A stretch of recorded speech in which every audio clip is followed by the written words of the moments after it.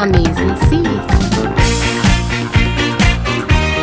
Welcome to Amazing Series. This is your host Amma. I'm in Addis Ababa and I'm here to meet a girl that I've always wanted to meet just because I really admire her tenacity and her ambition. Her name is Bethlehem Alemu. She creates beautiful shoes like these made from tires and natural products found in Ethiopia. In a moment we're going to hear her inspiring story and just to see what inspired her to create what has now become a global phenomenon.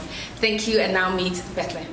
Bethlehem, thank you so much for joining us on Amazing Series. From the moment I read your story, I knew I had to meet you. So what's inspired soleRebel? First, I would like to say welcome.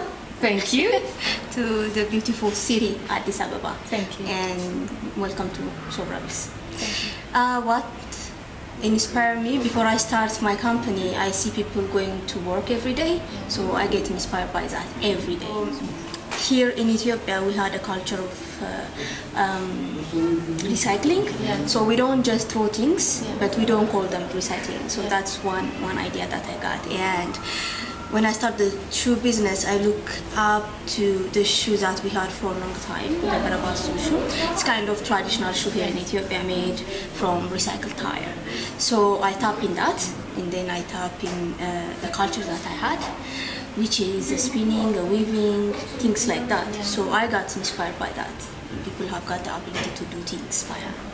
So when I start soleRebel, I start from that. I see the potential, and I see the opportunities also.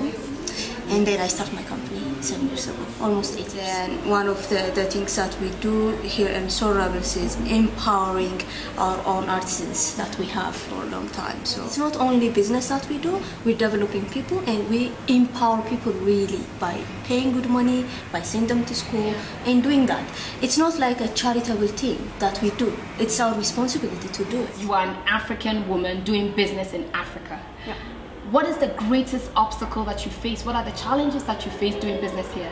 Well, basically, problems happen every day, especially when you're in business. The thing is, if you like what you're doing, you're not going to close your business in one day. You have to fight for it. So whatever problem that we have here, we're going to solve it. Every day we do have a problem. We can have a situation in different areas. But if you have a passion, if you love what you're doing, you can do it.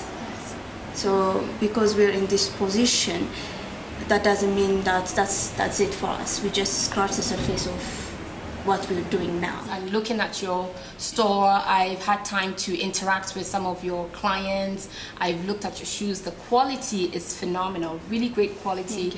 The customers who are here were talking about the fact that they're so comfortable, they're durable. Do you find that women in Ethiopia and the local community in itself, how have they received you? How have they received soleRebel? How have they received all the publicity that you get? Basically, we don't think like that. We think like it never happened. We're just gonna keep working. So we don't mention them every time. Maybe people are gonna hear about it by radio, different channels. Maybe they're gonna read about it by magazine. But we don't really focus on that. What we focus in building soleRebel and then taking to the next level. But there has to be a moment where you look in the mirror. I know, she's so humble, but I'm going to crack this. There has to be a moment when you look in the mirror and you say, you know what? I did this. There has to be. There's no little bit. I'll tell you, frankly, basically, when I see myself, I see people working behind me really hard, and they work hard for my success. This is not me who's producing the products. This is them who's producing the products, basically.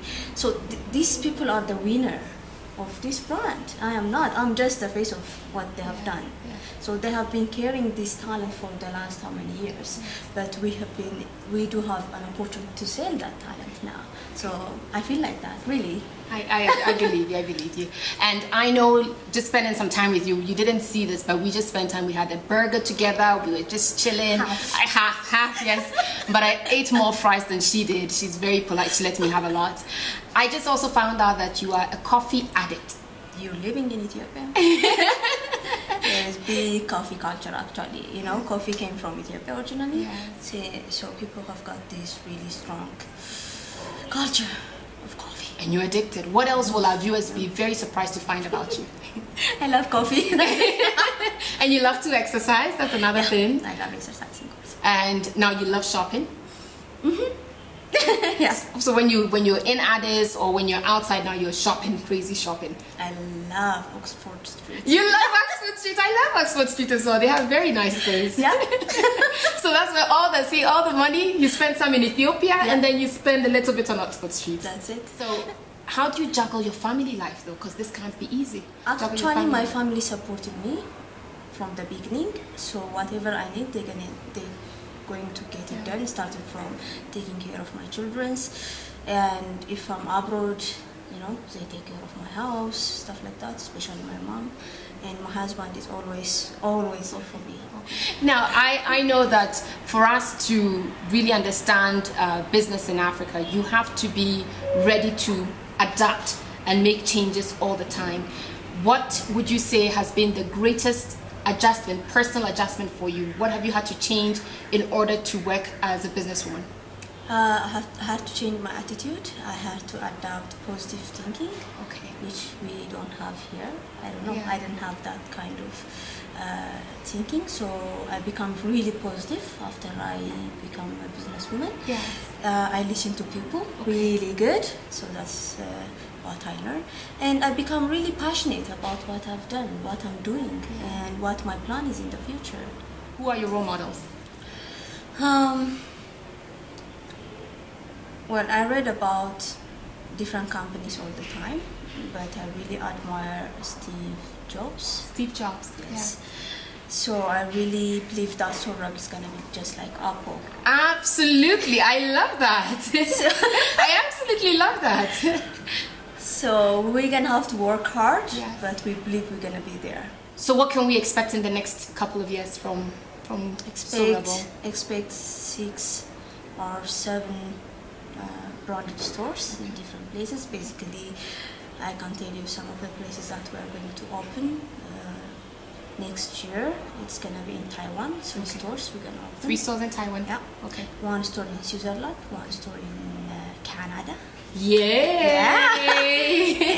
And 1 store in Austria. Okay. So that's a goal. So we'll let you know if we have more stores. Well, I wish you all the best. Thank you very much. I wish you all the best.